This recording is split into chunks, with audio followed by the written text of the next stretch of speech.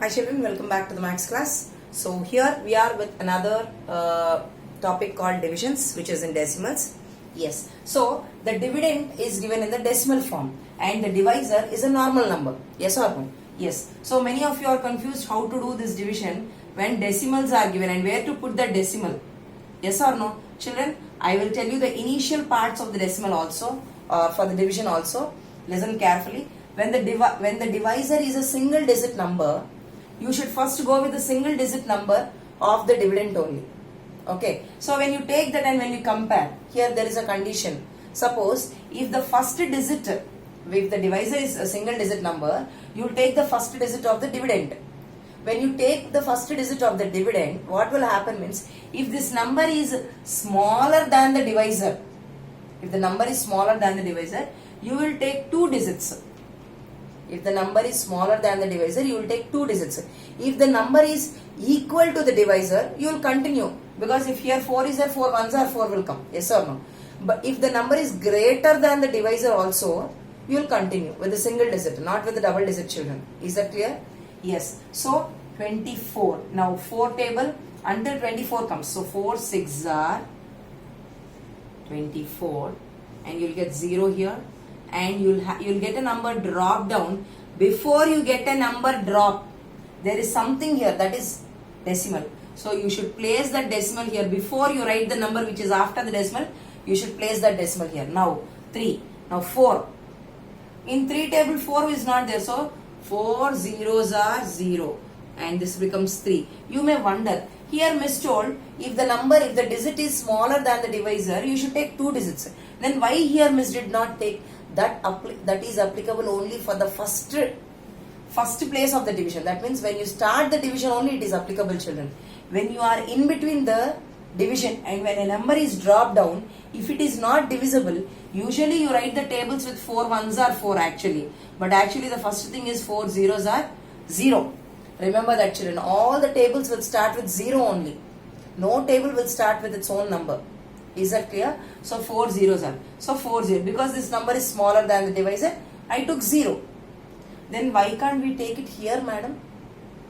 Yes, we can take it. But there is no use of taking, children. First time when you are doing, you will check the dividend places. If this is a single digit number, you will go with the single. If that is less than the divisor, you will go with the double digit.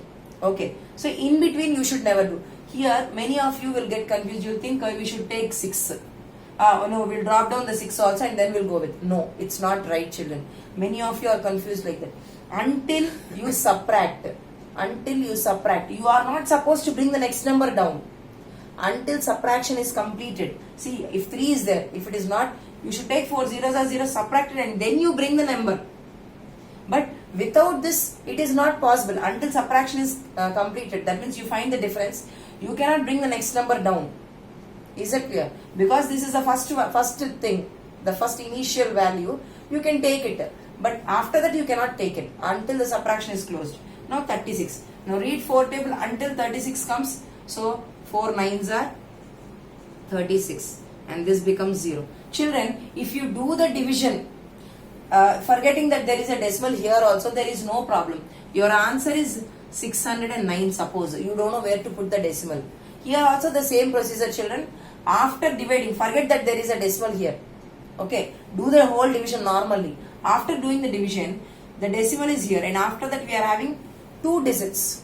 After the decimal you have 2 digits. So before 2 digits, you place that point. This becomes your answer for the quotient. Is that clear? Either when you are bringing down the numbers, you can place the decimal in the quotient. Or forget, if you are feeling fear that where to put and how to put and all, do the normal division first.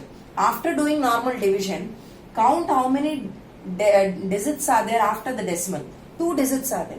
So before 2 digits you place the point, you place the decimal point for the quotient. So that will give you the answer. So therefore the quotient is 6.09 and the remainder is 0.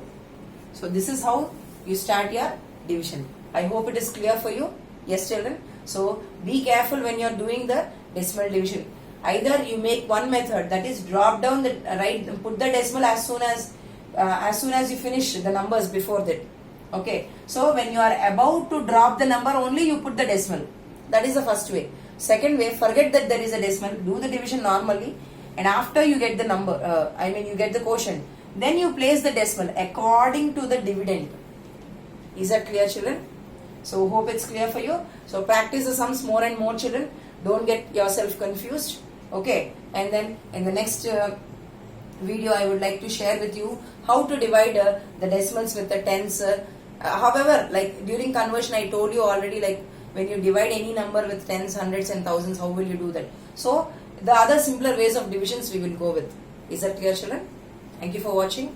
Please share, like and subscribe. And if you do have any other topics, like whether it is related to class 5, class 6, class 7, class 8, class 9, class 10, whatever it is, please send me in my comment section so that I can make up for you your videos which will be helpful for you to revise and do. And thank you for supporting me by subscribing my channel. Thank you a lot.